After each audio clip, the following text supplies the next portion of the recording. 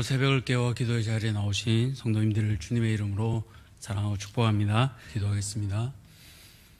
살아계신 하나님, 참 감사합니다. 12월의 마지막 달을 또 우리가 보내게 됩니다. 하나님, 2022년 가운데 우리를 부르신 그 뜻을 기억하며 이 남은 한 달을 하나님 안에서 보내기를 간절히 소원합니다. 이 새벽에 우리를 부르신 그 뜻을 다시 한번 기억하며 각자의 삶의 자리에서 부르신 뜻 따라 살아가는 귀한 대한가족들 되게 하여 주시옵소서. 방금 우리가 고백하고 찬양한 것처럼 하나님, 세상의 헛된 신들 버리고 오직 주님만 높아지기를 간절히 소원합니다. 다니엘서를 묵상하는 가운데 하나님, 우리에게도 이 말씀의 뜻을 깨달아 알게 하여 주시고 세상의 것들, 헛된 것들에 목숨 걸지 않고 오직 하나님만이 참 신이시며 하나님만이 나의 심판자 되심을 기억하는 다니엘처럼 우리도 이 세상 가운데 그렇게 살아가게 도와주시옵소서. 그렇게 살아가기 위해 우리에게 날마다 성령 충만함을 허락하여 주시고 말씀 충만과 기도 충만을 허락하여 주시기를 간절히 소원합니다. 그러나 우리의 힘으로 또 할 수 없고 우리 안에 계신 성령께서 이루어 주셔야 함을 기억합니다. 하나님, 그 힘을 기억하며 나의 힘이 아니라 주께서 도우시는 힘을 날마다 경험하며 살아가는 승리의 삶을 살아가는 사랑하는 모든 대한교회 성도들 되게 도와주시옵소서. 감사드리오며 살아계신 우리 주 예수 그리스도 이름으로 기도드렸습니다. 아멘. 오늘 하나님께서 우리에게 주시는 말씀은 다니엘서 5장 17절에서 31절, 다니엘서 5장 17절에서 31절 말씀입니다. 다니엘서 5장 17절에서 31절까지 말씀, 제가 가진 구약 성경 1242쪽입니다.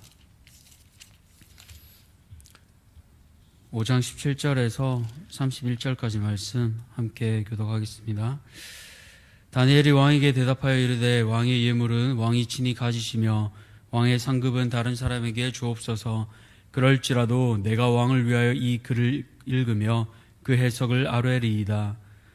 왕이여, 지극히 높으신 하나님이 왕에 붙인 느부갓네살에게 나라와 큰 권세와 영광과 위엄을 주셨고 그에게 큰 권세를 주셨으므로 백성들과 나라들과 언어가 다른 모든 사람들이 그의 앞에서 떨며 두려워하였으며 그는 임의로 죽이며 임의로 살리며 임의로 높이며 임의로 낮추었더니 그가 마음이 높아지며 뜻이 완악하여 교만을 행함으로 그의 왕위가 폐한 되며 그의 영광을 빼앗기고 사람 중에서 쫓겨나서 그의 마음이 들짐승의 마음과 같았고 또 들나귀와 함께 살며 또 소처럼 풀을 먹으며 그의 몸이 하늘 이슬에 젖었으며 지극히 높으신 하나님이 사람 나라를 다스리시며 자기의 뜻대로 누구든지 그 자리에 세우시는 줄을 알기에 이르렀나이다. 벨사살이여, 왕은 그의 아들이 되어서 이것을 다 알고도 아직도 마음을 낮추지 아니하고 도리어 자신을 하늘의 주제보다 높이며 그의 성전 그릇을 왕 앞으로 가져다가 왕과 귀족들과 왕후들과 후궁들이 다 그것으로 술을 마시고 왕이 또 보지도 듣지도 알지도 못하는 금, 은, 구리, 쇠와 나무, 돌로 만든 신상들을 찬양하고 도리어 왕의 호흡을 주장하시고 왕의 모든 길을 작정하시는 하나님께는 영광을 돌리지 아니한지라. 이러므로 그의 앞에서 이 손가락이 나와서 이 글을 기록하였나이다. 기록된 글자는 이것이니 곧 메네 데겔 우바르시니라. 그 글을 해석하건대 메네는 하나님이 이미 왕의 나라의 시대를 세워서 그것을 끝나게 하셨다 하며, 데겔은 왕을 저울에 달아보니 부족함이 보였다 하며, 베레스는 왕의 나라가 나뉘어서 메대와 바사 사람에게 준바되었다 함이니라 하니, 이에 벨사살이 명하여 그들이 다니엘에게 자주색 옷을 입히게 하며 금 사슬을 그의 목에 걸어주고 그를 위하여 조서를 내려 나라의 셋째 통치자로 삼으니라.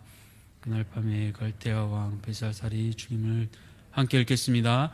메대 사람 다리오가 나라를 얻었는데 그때의 다리오는 62세였더라. 아멘. 오늘 아는 것과 사는 것 그리고 은혜, 아는 것과 사는 것 그리고 은혜라는 제목으로 말씀을 함께 나누겠습니다. 우리는 살아가며 많은 것을 알아갑니다. 예를 들어 어린아이 때 횡단보도를 건너는 방법을 배우게 됩니다. 어떻게 합니까? 손자들이나 손녀를 보면 초록불이 될 때 손을 귀에 붙이고 또 주위를 두리번거리며 차가 오진 않는지 확인하며 걸어갑니다. 그런데 성인이 되어서는 어떻게 하는가요? 그냥 핸드폰을 보고 있다 앞 사람을 보고 따라가기도 합니다. 또 때로는 무단 횡단도 하게 됩니다. 횡단보도를 건너는 방법을 알지만 그대로 살아가지는 않습니다. 이처럼 아는 것과 사는 것은 다릅니다. 이것을 양팔저울로 비교해 보면 어떨까요? 한쪽 추의 이름은 아는 것, 또 한쪽 추의 이름은 사는 것.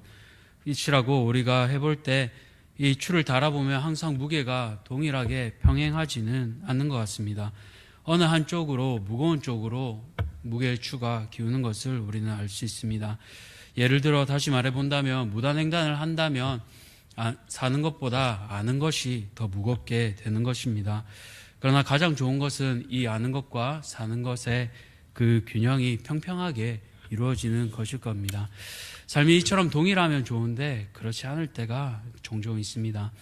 그렇다면 우리 그리스도인은 어떻게 해야 할까요? 그리스도인은 무엇보다 먼저 하나님의 말씀을 아는 사람입니다. 하나님이 어떠한 분인지 아는 사람입니다. 그렇다면 그 그리스도인은 바로 하나님 말씀대로 살아야 합니다. 만약 그리스도인이 하나님 말씀대로 살지 않는다면 그것은 마치 무단횡단하는 사람과 같은 것입니다. 보는 사람도 눈살이 찌푸려지고 심지어 위험한 일이기도 합니다. 또한 무게추가 기울어지는 일이기도 하지요. 이처럼 아는 것과 사는 것의 두 태도를 비교하며 오늘 본문에 나오는 두 인물을 통해 말씀을 나누고자 합니다. 첫 번째로 아는 것과 사는 것 두 무게추가 동일했던 다니엘입니다. 우리 17절 말씀을 함께 읽겠습니다.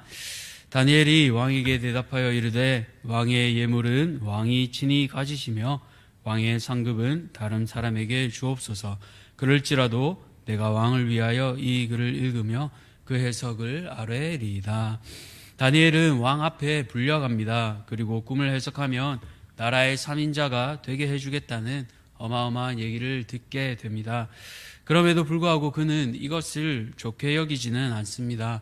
오늘 개역 개정은 나름 공손하게 번역되어 있습니다만 원문은 당신의 예물과 당신의 상급으로 표현하고 있습니다. 공손하기보다는 조금 더 부정적인 뉘앙스가 강합니다. 어떻게 이렇게 감히 불경하게 말할 수 있을까요? 다른 사람 같으면 나라의 3인자가 되고 왕의 예물이라면 보통 재물들은 아닐 것입니다. 그렇기에 공손해도 모자랄 판입니다. 보통 사람 같으면 어떻게든 꼭 해석해서 이 예물들을 받아내려 애쓸 것입니다. 그러나 다니엘은 재물과 상관없이 당당하게 목소리를 내고 있습니다. 그 이유는 바로 다니엘은 자신의 정체성을 바로 알고 있기 때문입니다. 다니엘은 지금 자신이 있는 지위와 자리가 누구로부터 왔는지 알고 있습니다. 바로 하나님께서 자신에게 꿈을 해석할 능력을 주셨고 여기까지 오게 하셨습니다. 포로로 붙잡혀온 이 바벨론 땅에서 그는 이방 왕들에게 주신 꿈을 해석하고 선포하는 선지자적 사명을 감당하며 살았습니다. 그런 다니엘에게는 세상의 부귀와 재물이 중요하지 않았습니다.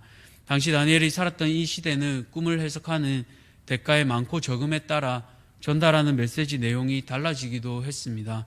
그런 시기에 왕의 예물과 왕의 상급을 거절하기라는 것은 결코 쉽지 않은 일입니다. 그럼에도 다니엘은 이것을 우선으로 두지 않았습니다. 왜 그렇습니까? 다니엘이 오직 우선하였던 것은 바로 하나님 한 분이었습니다. 매일 하루 3번 예루살렘을 향한 창문을 열고 그는 무릎을 꿇고 하나님께 기도하며 감사했습니다. 다니엘은 하나님을 알았습니다.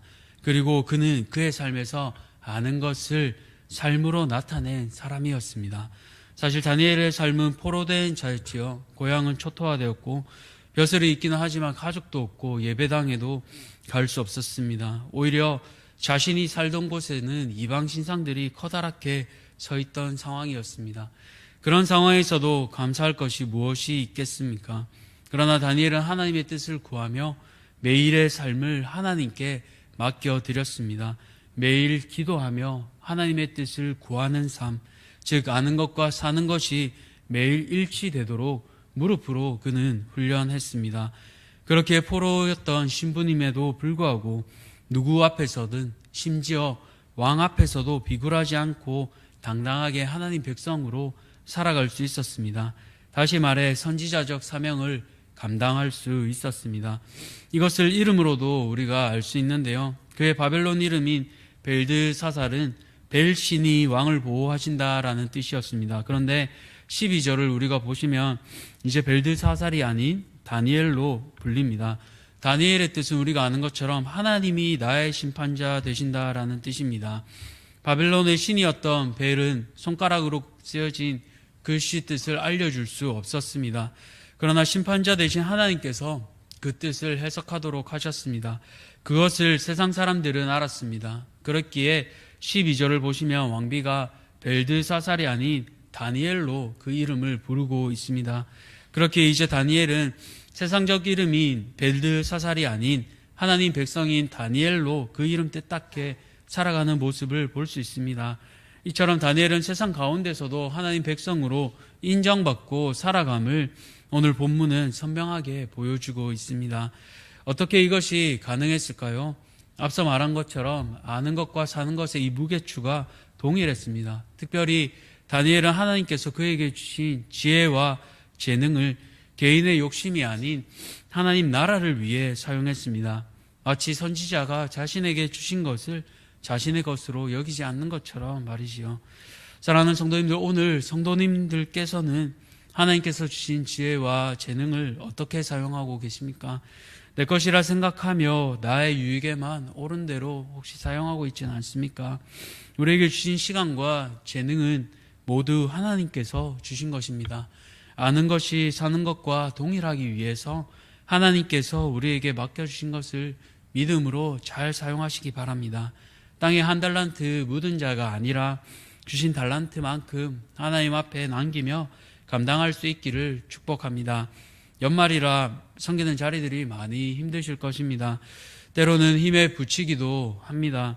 그렇기에 우리가 1인 1사역 얘기를 하면 내가 지금 2개, 3개 하니까 하나만 하면 되는구나 라고 생각하시는 분도 계실 수 있습니다.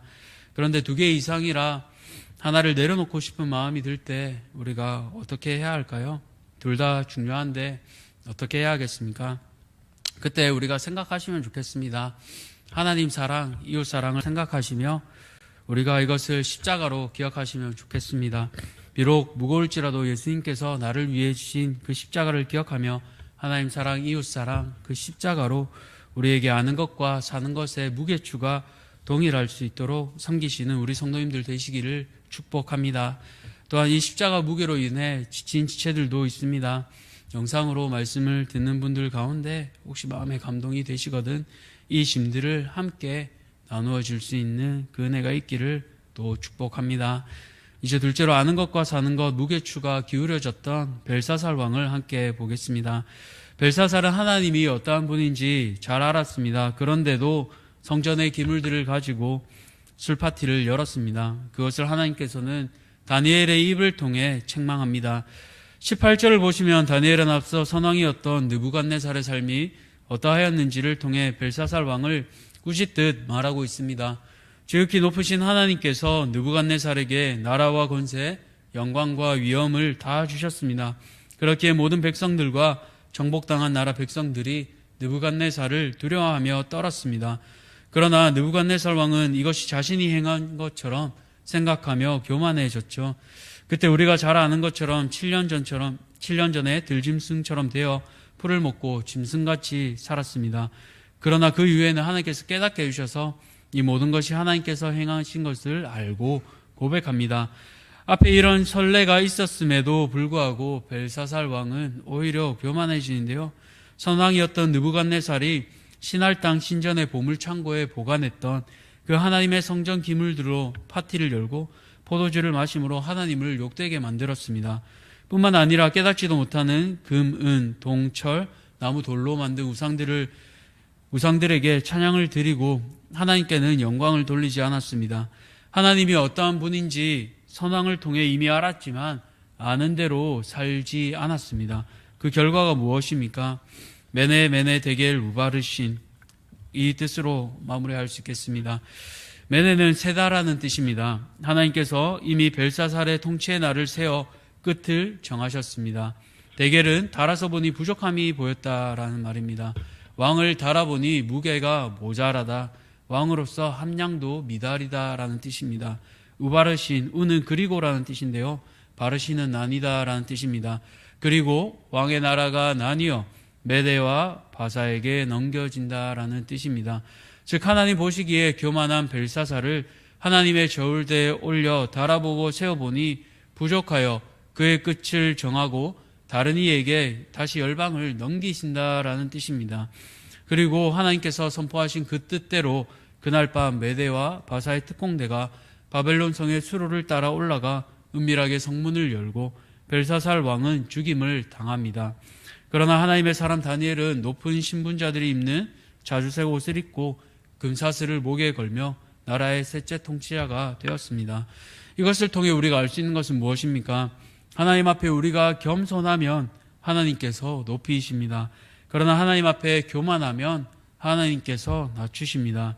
다니엘서 2장 21절 고백처럼 하나님께서는 때와 계절을 바꾸시고 왕들을 폐하시고 왕들을 세우시며 지혜자에게 지혜를 주시고 총명한 자에게 지식을 주시는 분이십니다. 우리는 오늘 본문을 보며 누구나 다니엘처럼 되고 싶을 것입니다.